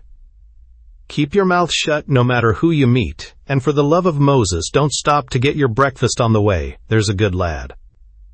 This is going to mean a gold watch and a week's outing at Southend, with full pay for both of us, or I'm a Dutchman. Garn! The prospect, added to the certainty of having a tale to tell that would thrill and fascinate young lady friends for many a bright month to come, was reducing Horace to a state of giggling bliss. A silver lighter and a day on Hampstead Heath, more likely. He set smartly off towards the shops while the inspector, humming a marching air as an emotional outlet to the suspense, proceeded to note the promised development in the volume of waste and to verify the direction. He was still testing the flow at intervals along the road when some 5 minutes later, a closed motor car came along and, slowing down as it went by, turned in at one of the gardens. He did not fail to make a careful mental record of all its details. The motorists must have been noticing on their side also, for very soon. They certainly could not have been right up to the house. 2 men came out at the gate in question and stood admiring the day, as proprietorial gentlemen will, when the rising sun, as seen from their own domain, seems to be an individual asset produced for their especial service. Both were observable figures. One, a personable individual of foreign cut, the other, obviously, in spite of his well-wrapped-up form, a pronounced cripple. Presently they happened to notice the waterman trying the road at no great distance away, and, what more natural, strolled down to take a friendly interest in his doings. "Morning, Inspector," affably remarked the cripple. He had not failed to observe the badge. "Rather early for your job, eh? Nothing wrong with our supply up here, I hope, eh?" "Nothing at all, sir," said the inspector. "Just an ordinary routine round. We do them regularly." "Ah, to be sure. I thought perhaps you might be calling here and there to see the taps and so on, eh? One likes to know." "No need for that, sir, when it's all okay. We don't want to give any more trouble than we have to. Shouldn't be here myself, only I'm waiting for my mate to knock off now for breakfast." "Breakfast, eh? I'll see about mine since you remind me. And if I was in your place, I don't know that I should be hanging about my job a minute longer than I had to. You get nothing extra for that, Inspector, eh?" With this pleasantry, he swung off again, and the pair disappeared into the gateway. The inspector slowly proceeded to fill and light his pipe, and then, throwing the implement into the hollow of his arm, began to stroll casually up and down the roadway, never very far distant from that house, waiting for his mate. He had a particularly guileless face and mild speculative eyes that seemed to be quietly considering. Chapter 16. Last Laughter. When those two excellent, if not exactly good, companions, Messrs. Julby and Bronsky, approached the house after their interlude with the water inspector, they stood for a moment surveying its uncompromisingly reticent front before making up their minds to enter. To do the cripple justice, all the reluctance was on his associate's part, for, at the sight of a quietude which might equally be either ominous or reassuring, Mr. Bronsky displayed a tendency to hang back and comb his impressive beard in characteristic discretion. Meanwhile, the chauffeur who had driven them there, a subordinate member of the band, had garaged his car and was loitering about the drive in the expectation of further instructions. "You are sure it would be quite all right?" questioned Mr. Bronski for the third time since they had left the vehicle. "I have grave misgivings." "It's both quiet and all right." Julby's whole frame, balanced on his props, was pulsing and throbbing with suppressed fires as he regarded the other askance. "Why shouldn't it be all right, eh? I did not like the affairs of yesterday to be plain speaking between ourselves, Julie and Julby," recriminated Mr. Bronski. "There was air of something in the wind that did not mean nothing. You was not where you said you would, and the others could not be found, did not know, or would not say anything. In short, it was dubious behavior." "That's soon explained," said Julby, becoming comparatively amiable as he saw that there was nothing serious to rebut.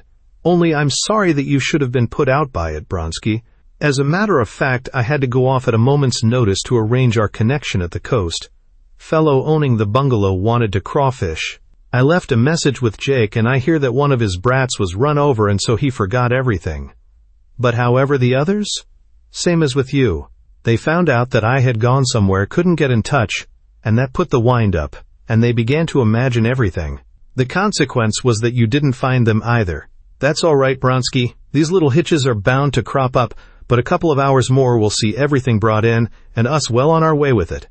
"I hope so. All same, I begin to think it would have been more good to have met you at the other end. Only you wanted to see that we were really going your way when we'd got the boodle, didn't you?" supplied Julby with rough good humor. "Now it seems to me that we're the first here, and, what's more, I don't mind laying a farthing bun to a penny tart as that slut Cora skipped it." Well, he instanced a crude proverb based on the assumption that in certain circumstances, a riddance is no loss, which, being obscene in the extreme, had the effect of somewhat raising Mr. Bronski's spirits. Mr. Julby's surmise proved to be right. When they let themselves into the house, it soon became evident that not only were they the first there, but everything pointed to the place having been left unattended for an appreciable period. Noticing one thing after another that showed neglect, they climbed up to the dining room on the first floor, where they had last sat, and there on the table were the uncleared remains of Thursday's lunch, plain evidence of someone's dereliction. "There you are," panted Julby, waving a stick towards the table as if it had been a conjurer's wand and would cause everything to disappear by magic. "What did I tell you, eh? The bitch never came here yesterday at all. Must have cleared off on Thursday, soon after me and the others left. Anything might have happened. Fortunately," he added, with an eye towards the effect of this disclosure on Mr. Bronski's disquieted nerves, "fortunately, it didn't." "No, but it could have, might," contended Mr. Bronski. "A woman can never be trusted to do the right until she understand that whatever she do, it will be wrong." "Everything pretty well as usual down below, boss," reported the third man, who had been sent to investigate the cellars meanwhile. "That's to say, the 3 cullies is there sure enough, but there's a goodish drop-o' water coming under the number 4 door. Blind guy says he thinks a pipe must have burst or soothin', and he's kind of sore that he and the skirt haven't had nothin' since Thursday. Of course they haven't. With no one here, how the hell could they? Well, they'll have to go without an hour or 2 more. But I won't have it any longer with George and his shirty bit. There's no room for a Madonna in the outfit. I don't half like the business of a water pipe bursting and that inspector fellow nosing about outside. If I hadn't smoothed him over pleasant, he might have wanted to come in and go right through the place, and how'd we fix that up at a moment's notice? If it wasn't that we've only a few hours to go—" "Someone coming round, boss?" interrupted the third. "He gave the taps all right. Shall I go down and see to it?" Yes, replied Julby. "We're coming down as well. It's time they were all here." "Which is this one? Look over the stairs, Bronski." His progress, as usual, was slow, and by the time they were on the landing, the arrival had been admitted. The comrade leaned over the banisters and sent down a fraternal greeting. "It's the little persecuted brother," he informed Mr. Julby. Anna to the victim himself. "God be with—" No, I mean, to hell with order, comrade." "Whichever you prefer, comrade," replied Wan Chao politely. "You came along the back streetway, didn't you?" asked his master when they were all in the hall together. Wan Chao nodded. "Any signs that side of Larch or Nickel?" "Not see. By the way, when George does get here, you may find that he has got a grunch about you." "Oh, has he? Well, for that matter, I happen to have a grunch about him to balance it, and, unless I'm mistaken, mine will have bigger teeth than his will. He got a grunch." The misshapen thing spat venomously. "I have been hear of your outdoing that evil fellow Max Carrados just then," observed Mr. Bronsky to the little brother as they stood about, waiting, with their various degrees of unconcern, or the reverse, for the arrival of the others. "Freedom shake you with the hand for the occasion." "I shake myself with the hand," was the modest assent, and he quite literally did so. "I have owed Mr. Carrados one for several years." "Is that what?" asked Bronsky. "When I first met him, in Shanghai, I tried to do a small stroke of business between us. I offered to sell him my little sister Hua for 80 trade dollars. "Eh? Well?" Even at that distracting moment, Mr. Juleby found himself taking a passing interest in so human a theme. "What happened about it?" "Knock me down," admitted Wan Chao simply. Mr. Bronsky gave utterance to a tsssk of disgust. He had not the rightness. He pronounced with decision. "No. All my people say it was too cheap. In fact, I got 110 later. That was before I had education at the mission college, of course. Afterwards, I learned that it was far better not to sell them, outright. Well, anyhow, it was time that Carrados was roped," summed up Juleby. "He was passing the ice too free. Bronsky here got the idea that he was a plaster of Paris almighty and could do anyone and knew everything. Did he talk Chinese to you, one?" "No." And then, without a flicker in his eye, "Did he talk Sudanese to you, Juleby?" "Eh? What's that?" demanded Mr. Juleby, beginning to glower ominously. Fortunately, perhaps, just then there was the sound of a car outside, and the humbler member of the crew, who had small interest in these personal feelings, put his head inside to announce the arrival of the others. These proved to be Nickel and George Larch, who very soon appeared, both burdened with several packages, which from their labored movements had every appearance of being weighty. "Here we are at last," said Juleby with obvious satisfaction. "You've brought the lot, I suppose? Carry them through into the yellow room at the back for the time, you two. You had no trouble, Nickel?" "Easy as toffee. We came Harriet Lane, and there wasn't a soul to be seen. I've just run the car in loose." "What about it?" "Leave it there handy. We'll keep it in reserve and have it follow. Go now and see that both are filled up with enough spare juice for a double journey. We don't want to have to take in anywhere and leave our number. And make sure that everything's running smooth. There's got to be no tinkering this excursion. Say a matter of 10 minutes. 8 o'clock's plenty of time. You take first car, cruise, and pick up Valette and his load near the windmill on Keystone Common not later than 2. That gives you 5 hours to slip into Seabridge at dusk. We'll be there for you." "All serene," undertook Nickel, hurrying out again. Juleby followed the stuff into the yellow room behind and waited for Larch to bring in the last package. "Now look here, George, this won't do," he said roughly, when he was satisfied that all he had expected was there. "Orders are orders, and what I say goes, or you or any other man will find damn quick that he's up against it. Your wife was to be here in charge all yesterday, seeing to those 3 below. Well, what happened?" "I know all about that, Mr. Juleby," replied George in his usual temperate, respectful way, "and I'm taking the responsibility for what did happen. You'll remember how I always told you that Cora must have the first chance to get away if anything went wrong." "Well, well," interrupted Juleby impatiently, "what's that got to do with your precious wife being kept on ice?" "Nothing went wrong anywhere." "No, but you thought it would," said George, keeping his temper with admirable restraint. "I don't pretend to know what it was, but something came through, and on Thursday night you fancied anything might happen. When the rest of us were going about our jobs, you and one or two others had quietly put on your roller skates and were lying doggo near the coast, waiting to get the tip and ready to do a bunk for safety. Does it sound likely? The usual symptoms of resentment at being crossed began to suffuse the monstrous swelling body. Haven't I got my shop and goods to consider? All I possess? How could I, as you say, skate off and leave everything I have behind? That's the way you talk, you foolish fellow.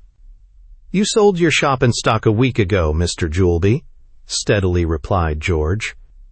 At least all the heavy stuff. And I don't doubt that you have the valuables put away somewhere handy. I tell you it won't do. It isn't the square thing, leaving Cora without a chance to take the first concussion. If I'd known as much— Oh, to hell with you and Cora. Juleby exploded passionately. You talk as if the piece was a bleeding Aphrodite in a tissue paper chemise. I've had the sjambok put across the hams of better women than her for a damn sight less than she's done. If you can't keep your Cora in line, Larch, you'd better clear and make way for men with more guts.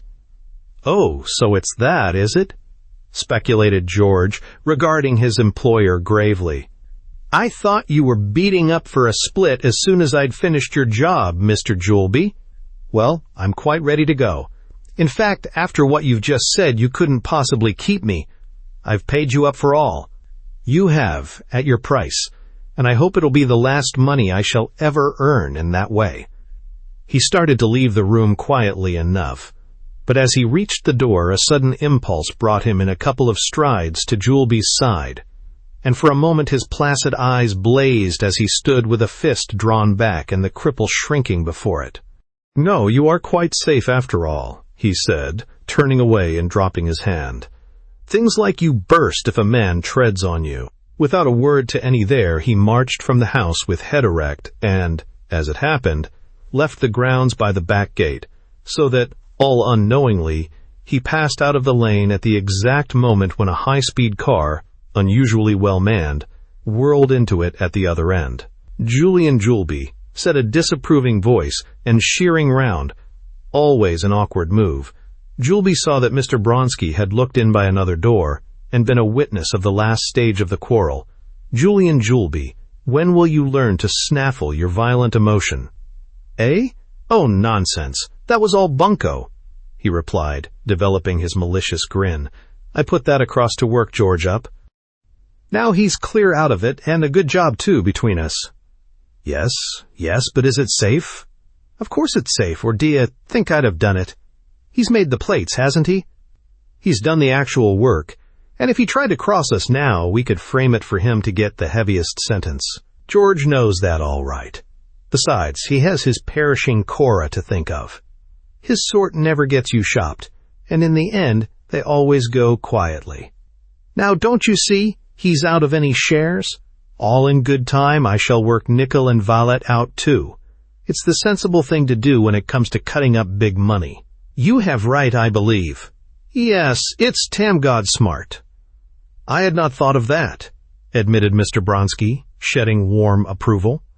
It did not occur to him to speculate whether ultimately he also might not be involved in his fellow conspirators' squeezing-out process. All cars as right as rain, reported Nickel, discovering the two still in the back room. Do I take these along? He indicated the stack of parcels. By the way, what's the matter with old George? He went out looking as if he'd swallowed some hot thunder. Said he had to go to see a man about a rabbit. I think it was all an excuse to get a cooling drink, replied Mr. Juleby in high good humor. No, Nickel. The plates go in the second car. We decided to separate so you will only carry the paper. And Valette? What about him? He goes on with you and Jim. The two with him make their way back independent. They all know exactly what to do and how to do it. We're going to make use of those 3 passengers to cover the run if anyone tries to open on us. Carrados goes with you. Jim attends to him in the car, and then you'll have valet later. Now bring up our distinguished myopic friend for a few minutes. Conversation, will you? I'm not going down any more steps than I can help, so if you find the cellar unpleasantly damp, you must take the change out of him.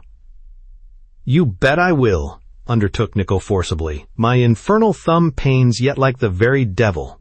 Come along, Jim. You're detailed to it. But are you sure it is quite prudential, Juleby? Put in Mr. Bronsky with an anxious flutter. This fellow Carrados.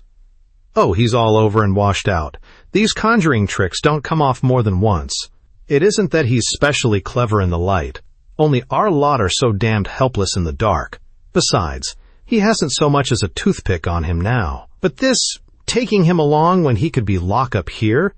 No, I cannot relish the idea of that, Juleby. It's safer, take my word, said Juleby, lowering his voice. The fact is, I like that water burst less and less, and I've put things on an hour as it is, so as to get away from here as soon as possible. It was just as it happened, of course, but for all we know, it may mean someone being sent up along during the day, and that might be considerably sooner than we're timed for. This way we keep them under our eyes anyhow, and I've got an idea for using them at the end that cuts the trail finely. Well, it may be as you think, admitted the dubious Bronsky, but all the nevertheless I'd sooner rather. The return of Nickel and Jim cut short this interesting proposition. Mr. Carrados seemed rather damp, and his usually spruce attire certainly conveyed the impression of having been roughly used, but he did not appear to be inordinately depressed himself, not even when Nickel, to give point to his facetious, "Here's the goods," propelled him unceremoniously forward. "Ah, our principal guest," remarked Mr. Juleby agreeably. "I trust you found the poor accommodation adequate, Mr. Carrados? Owing to your unfortunate visual defect, we knew that you'd forgive the meager lighting provision of our best spare room.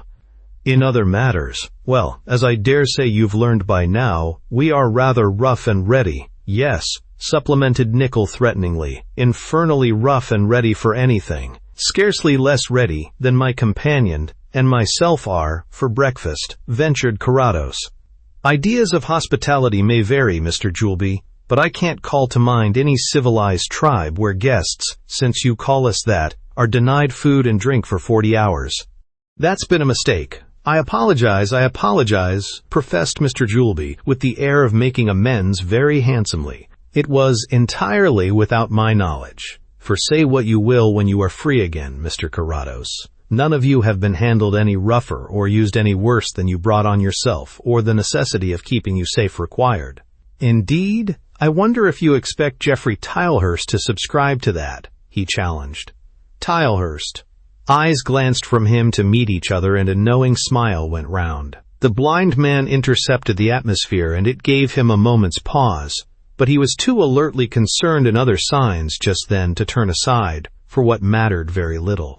"You ask him how he liked it when you next meet, and see," continued Mr. Juleby dryly. "Now listen, for we haven't much time to waste, least of all on passengers. I've said I'm sorry about the grub, but we can't wait for that now. We'll take just what we find. Most of us haven't had our own breakfasts yet, and you will get your share of what there is, and can eat it as you travel." "Travel?" interrogated Mr. Carrados with some concern. "You surely can't think of taking me? Consider how a blind man would be in the way on a journey." "Leave that to us," was the curt reply. "We're going to take you for a ride, and take me for a ride." The victim seemed to grow even more apprehensive. "Not in the transatlantic. I might say the Chicago. Since surely, I hope, Mr. Juleby?" Mr. Juleby snapped a raw laugh. "That depends on how you act," he replied. "Not sorry to have the opportunity to introduce the menace. Do exactly as you're told, and you'll come through all right. Lack." And he did not resort to melodramatic signs, but the hiatus was sufficiently expressive.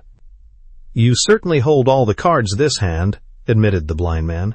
"It's only for me to make the best terms I can as things have turned out." This brought in Nicole, who had been enduring his chief's derisive courtesy with rising impatience. "Make terms, you hear?" he cried scornfully. "I like the beggar's cheek. Do you think it's a case of what you agree to or what you don't? Damn your eyes, Max Carrados." "You can't do that, Nickel," replied Carrados with deadly quietness. "They are blasted already. Doesn't that inspire you with, I won't say pity or compunction in your case, but with a sort of vague misgiving? Superstition, if you like, but there has always been an uneasy dread of incurring the just resentment of the sightless. A blind man's curse—" "Won't wash," interrupted Nickel. "Cut him short, for the almighty's sake, Juleby. Can't you see he's only playing for time with all this day of judgment stuff patter?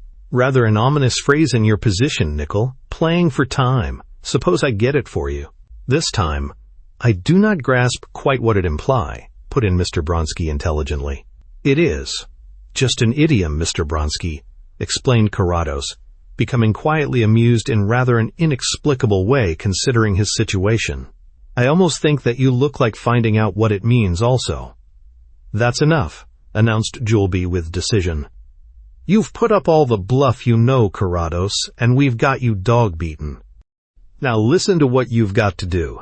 And this time, if you deviate a single hair or try any of your monkey tricks, it's the deep end you'll go off at. We're going to take you in the car." "I don't think so now," broke in the prisoner, with so marked a change of front, so confident an air and smile, that they were paralyzed into holding themselves up and letting him run on from sheer amazement. "You have waited too long. I've got to like it here. It's peaceful and almost rural. In the early morning, now for instance, one can scent the cops outside." Another homonymous word, Mr. Bronsky. It means woodland, among other things. You can hear the song of birds, the early birds out to get their foolish worms. Really, they whistle more than they sing. Surely you can hear them now. And account for it as they might, a series of low, sharp whistles at various distances did reach their ears, as though a preconcerted signal was announcing, for instance, that a circle of men had taken up position. "To hell!" suddenly exclaimed Nickel, making a dash. "The cops are here. They'll be on us next." An unnerving peal of the ancient bell and an insistent crash of the heavy door-knocker gave point to this expression. Without waiting to think twice, Nickel flung up a window and dropped down. A shout, a shot, and the sound of hard wood striking something slightly less solid followed in quick succession. "Nickel will never make a reliable shot," confided Mr. Carrados to the little band of paralyzed listeners. "He always takes sight too low, fault of British Army musketry training. Now, about the door? My friends are evidently waiting." One Chow slid his almond eyes to his master's face, and getting no guidance from that rigid mask, went off docilely on his own account to obey the summons. At this critical moment, Mr. Bronsky, who from the first suggestion of alarm had been hovering between the expedience of following Nickel's lead, walking out by the front door in a dignified way, hiding under the table or fainting, decided to be straightforward and honest. Although the detestable myrmidons of the law were not yet on the scene, the good Mr. Carrados would no doubt bear satisfactory witness. "There would appear to be some things going on, but I do not gather what ensues," accordingly remarked Mr. Bronsky with convincing detachment. "I understand that this was a peaceful place where a Mr. Juleby merchandises antique wares. I have arrived here soon so as to make early bargains. Mr. Juleby," he continued, raising his voice as steps approached and cramming his silk hat more firmly on so as to demonstrate the casualness of his presence there, "if you have any particular articles of choice rarity, I would address myself to your negotiations. I am in the desire for buying number 1 Manmakey say must look, see, and come go every side," announced Wan Chow, a little superfluously it might appear since the official referred to was following him in. "There are occasions when members of the force do not trouble to stand on ceremony, but Mr. Carrados, at all events, found it amusing." No, Mr. One," he protested, laughing appreciation. "I'm afraid it's really too late to get back to talky chop now, not after giving us a taste of your college style, if you remember." "Mr. Juleby," insisted the honest customer, rising to a passionate intensity as he realized that Detective Inspector Beadle was at the door and taking in the situation. "Mr. Juleby, I am wholly a stranger to you, never having seen you formerly to this morning. But I am of the inclination to acquire works of ancient, if you have of such, for disposition at reasonable costages." Having surveyed the room and its inmates, the inspector turned to speak over his shoulder. "Come in, West," he said to a uniformed policeman behind. "You other two stay out there in the hall. See that no one passes on any pretext in either direction. Well, Mr. Carrados, I'm glad to find that you're all right, sir. I made a dash for it when the district office passed your news on. You got us a bit anxious." "No need, Inspector," replied Mr. Carrados. He had greeted Beadle's salute with a smile and a nod when he first appeared. "Children, drunkards, and the blind, you know. We have a special indulgence with Providence." "Providence? Why, yes," admitted his friend. "But this lot represent the other place, sir. Now let's have a look at them. I suppose," he spoke back as he strolled across to Wancho, "I suppose we may take it that all are concerned, sir. We can assume that much responsibility, I think.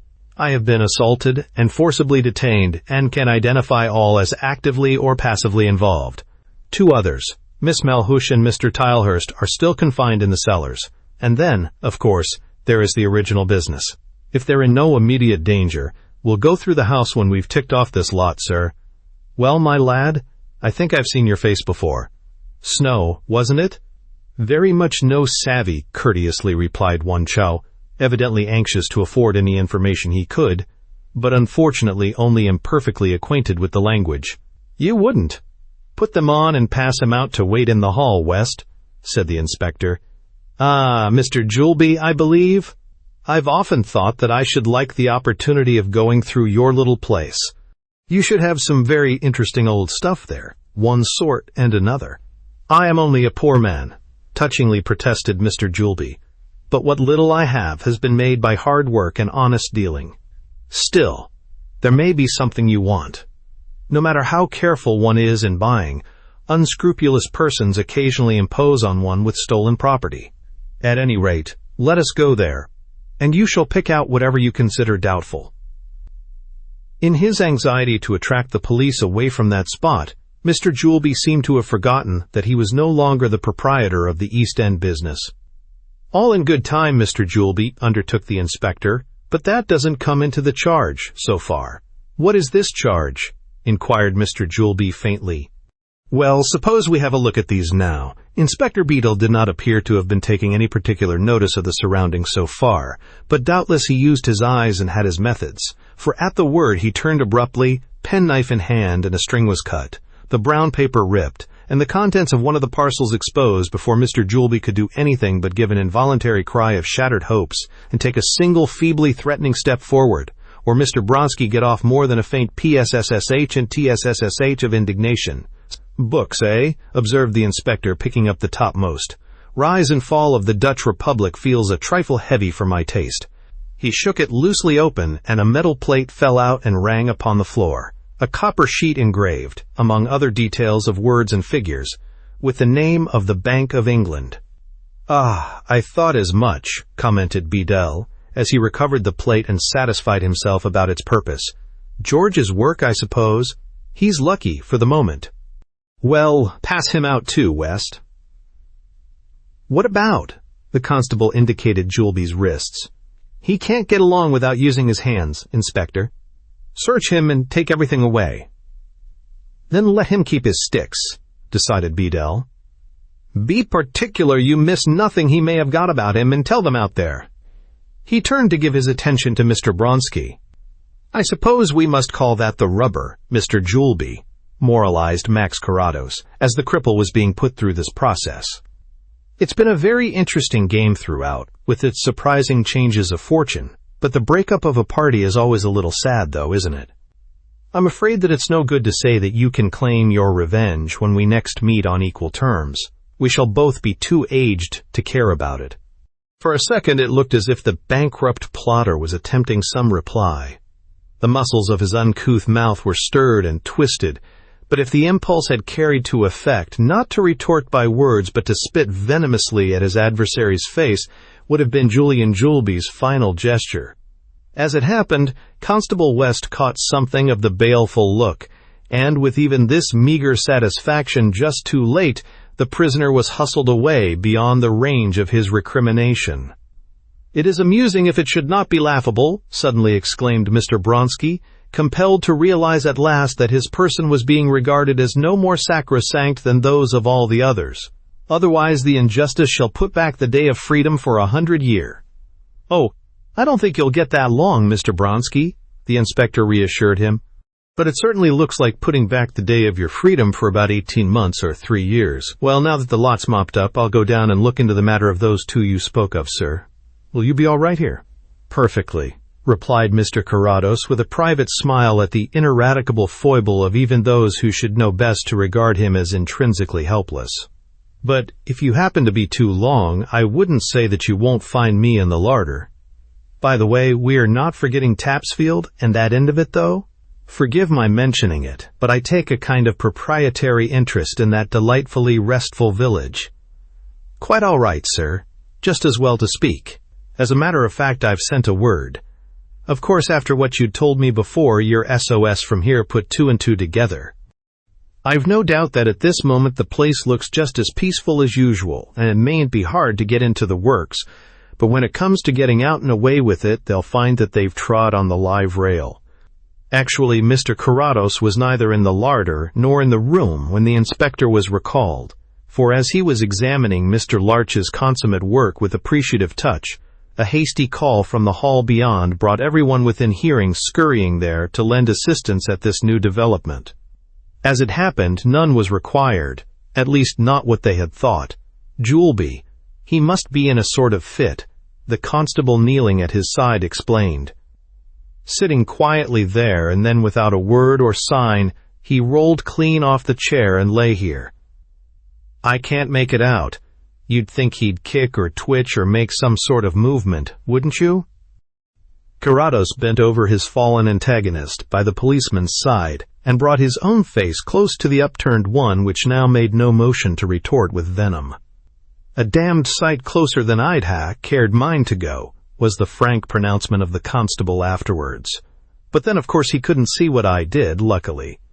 Not now. He's given his last kick at this hated world," he said, rising from the contemplation. "I suppose you'll have to get in a doctor or call up your own man, but it makes no difference, really." "You mean that he's gone?" Inspector Bedell was staring hard and inclined to be a shade incredulous in view of the suddenness of the unfortunate proceeding. "Yes, Inspector, he's managed to slip through your hands after all. Poison." "He had no poison about him just now, that I will swear," warmly protested P.C. West, conscious of Beadle's rigorous eyes fixed accusingly on him. "I don't mind saying that I had that in mind, and I went through the lining and every seam for the least screw of paper.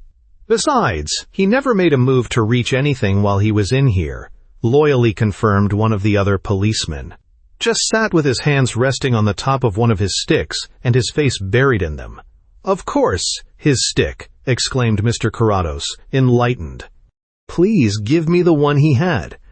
"Yes, there it is, that little cavity at the top, a tiny file sunk in and undetectably covered over. An ideal place, you see, because he must always have it with him." Then as he sat, apparently sunk in thought, he worked out the little tube and crushed it up between his strong teeth and heroically swallowed the lot. You will find that his tongue is cut, just as it might very easily be in a fit, which makes it all quite convincing. Mr. Juleby was a connoisseur of the subtler poisons, Inspector, and I don't doubt that he had reserved something very choice indeed for his own consumption. "Well, I'll go to Hanover," apostrophes Bedell, after exploring the stick. Despite a lifelong association with the conventional forms of crime, not even the contents bill of an evening newspaper were more liable to be amazed by the least variant of a ruse than was the worthy, and let it be added, extremely capable inspector. The net had been fully drawn, every member of the gang had been accounted for, and now the outposts stationed in the garden were coming in to take over the work of guarding and escorting the hall of prisoners. Tapsfield was being spoken with over the wire. An antique shop in the East End would be inconspicuously watched by a perhaps rather too noticeably leisured stranger, and George Larch was in the process of being described, and surely we may hope unsuccessfully in his case this once, as wanted. Mr. Carrados, his work for the time being done, was following his usual rule of not getting in anyone's way, and in conforming to this excellent precept, had withdrawn to the deserted dining room, where in his rather famished state he found sufficient material to interest him. Beadle could be trusted to keep his word in the other directions. "Uncle Max, oh, my old darling, I am glad to find you here safe, but please do leave me a spot of marmalade." Nora, of course, and the inspector had kept his word in that direction at least. A policeman let me out, but they sort of shoved me through the hall. What's happening now? Nothing, I imagine. It's all happened, I should say. You've had your adventure, my dear, and no power below will ever induce me to put you in the way of another. But Geoffrey, she interposed, paying no heed to that. I thought I might find him up here before me. I wanted to look round down there, but the policeman sent me on. Oh, Uncle Max, do you think— No, I don't, anticipated Uncle Max cuttingly, and I have more than half a doubt whether Geoffrey Tilehurst has ever been in any sort of— I suppose I may come in since I think I heard my name. And Tilehurst himself appeared, looking of all three there considerably the most presentable. Geoffrey! Exclaimed Nora, running over with joy, and she had started across the room when— Account for it how you will. She stopped, repressed by the sight of his remarkably sleek trim and a realization of her own draggle-tailed appearance. I say, Nora, you, really you, he cried, transported in turn, and to do him justice he did not seem to notice anything aversive in her disorder, or, indeed, to notice anything but her excited young face. How on earth do you come to turn up here? I'm rather out of touch with what's been going on, but it's like a twist of magic. But surely you could guess that I might still be here, she said, after what happened in this very room on Wednesday. Wednesday in this room? He repeated darkly. But I haven't the ghost of an idea what did happen here. I've been shut up in a beast of a cellar for the past week.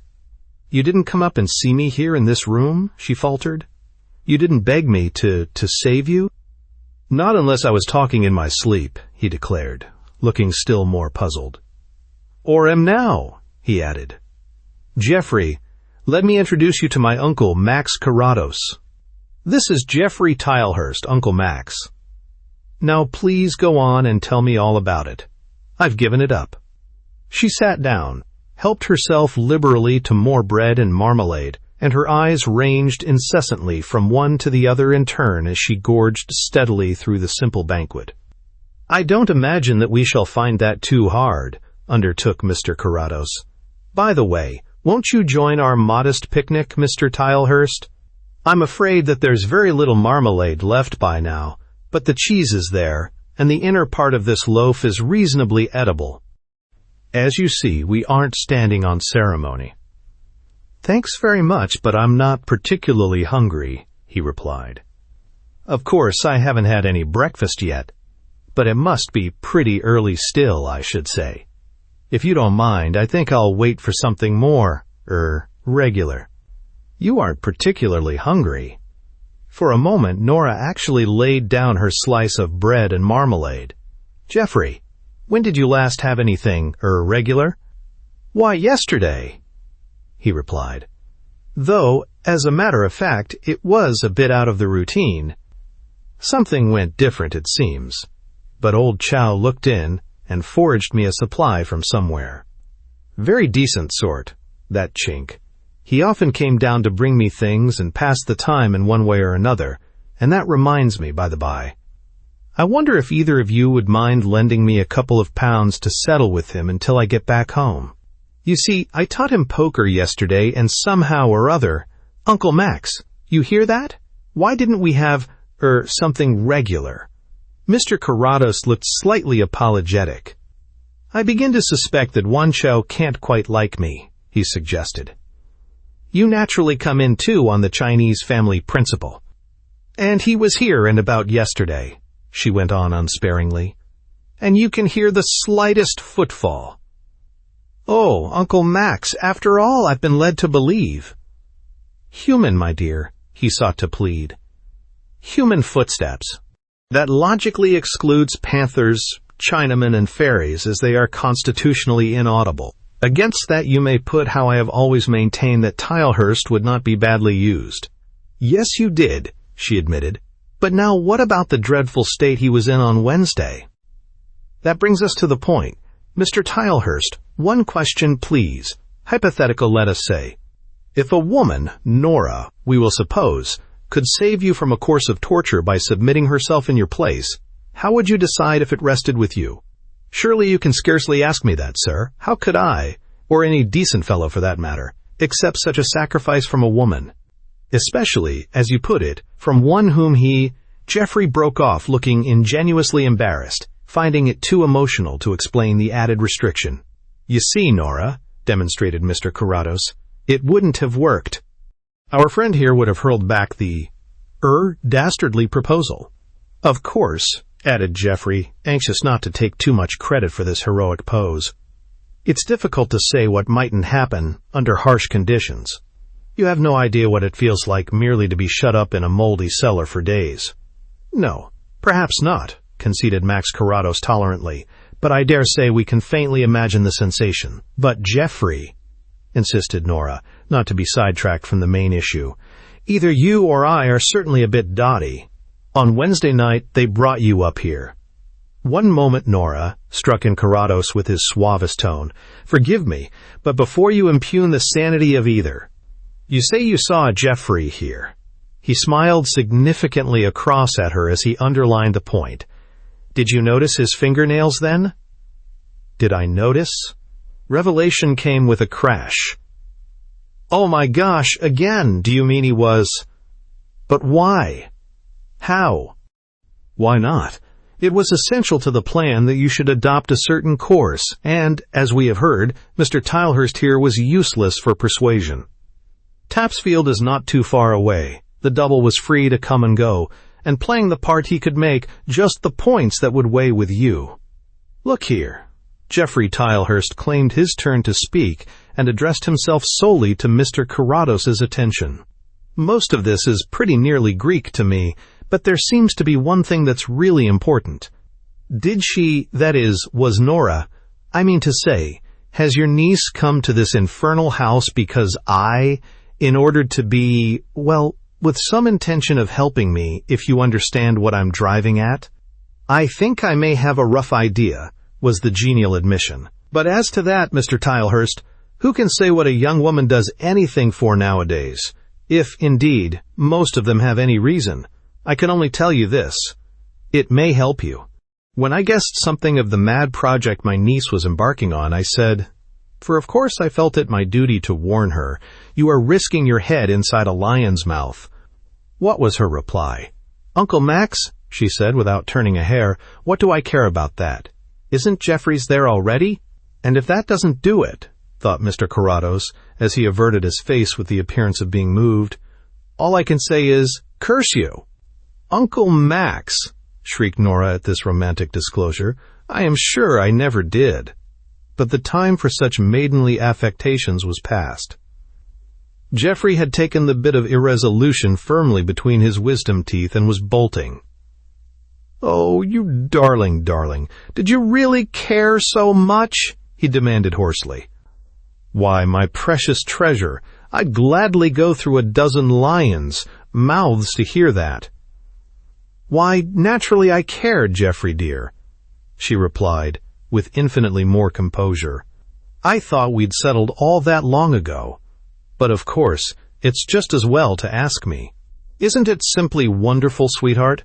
By this time he has taken possession of her and was demonstrating his affection regardless of the bread and marmalade involved in the process. Isn't it simply wonderful that of all the people in the world, just we two should be here? Yes, dearest, she tactfully hastened to agree. It is. Still, you really must remember that there's Uncle Max over there as well, and I beg your pardon, sir, apologized Geoffrey, but you see— No, amended Carrados sympathetically. On this occasion I don't. Never mind us, children, he added benignly. We are both, rest assured, quite blind. Both, exclaimed two rather startled voices. Who, I mean the somewhat sunderdressed little fellow over there with the bow and arrows, he explained, nodding vaguely. I think he must have crept in after you two. My dears, try to keep him with you always.